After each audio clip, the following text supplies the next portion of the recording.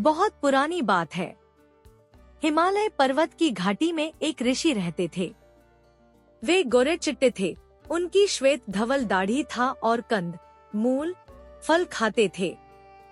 अपना अधिक समय वह तपस्या में व्यतीत करते थे। कभी कभी बर्फ से ढके पहाड़ों के बीच अकेले वह उदास हो जाते। उदासी तोड़ने के लिए अक्सर वह जोर से बोलने लगते। उन्हीं की आवाज ऊंचे पर्वतों से टकराकर लौट आती। दूर दूर तक नजर दौड़ाकर वह कुछ खोजने लगते। चारों ओर दूध सी सफेद बर्फ ही दिखाई देती। उनका मन और उदास हो जाता। एक दिन उन्होंने ध्यान लगाकर भगवान से कहा, प्रभु कभी कभी मन नहीं लगता, सूने पहाड़ की उदासी काटने लगती है, कुछ कृपा करो। ऋषि अभी ध्यान मग्न ही थे, तभी उन्हें छम छम करती पायल की झंकार सुनाई दी। उन्होंने आंखें खोली।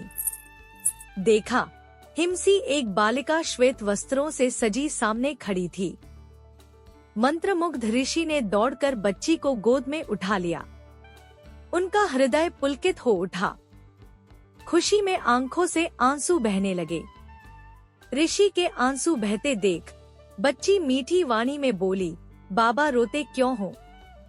मैं रो नहीं रहा हूँ, ये खुशी के आंसू हैं। मेरी बच्ची, बताओ तुम कहाँ से आई हो?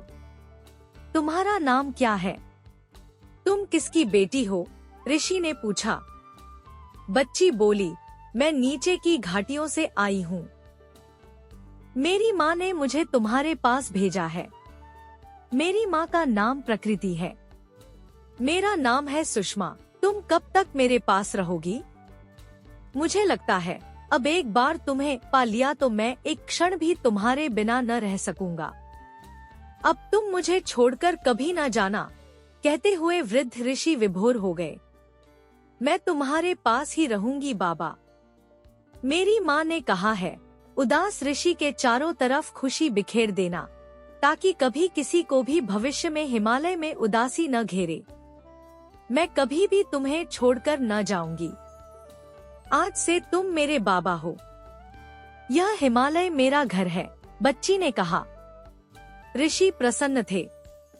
वह बच्ची का हाथ थामे बर्फानी पर्वतों पर घूमते, कभी उसे गोद में लिए मीलों चलते। दोनों प्रसन्न थे। अक्सर ऋषि बालिका को कथा सुनाते। एक दिन ऋषि ने बालिका को हंसने वाली मनोरंजक कथा सुनाई तो वह खिलखिला कर हंस दी।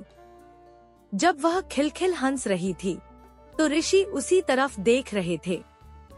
बच्ची की हंसी के साथ रंग बिरंगे सुंदर फूल झर रहे थे। वह मंद हवा के साथ दूर दूर तक फैलते जा रहे थे। थोड़ी देर में बच्ची ने हंसना बंद किया। तब तक दूर दूर तक फूल ही फूल धरती पर उगाए थे।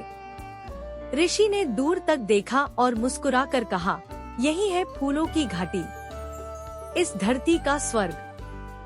फूलों के सौंदर्य में डूबे ऋषि बालिका के साथ घूमते रहे। एक दिन उनकी अंगुली पकड़े बालिका ठुमक ठुमक कर चल रही थी।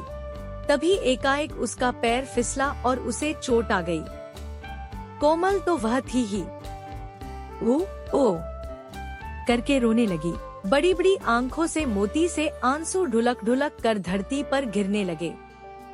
ऋषि ने उसे संभाला, चोट को सहलाया।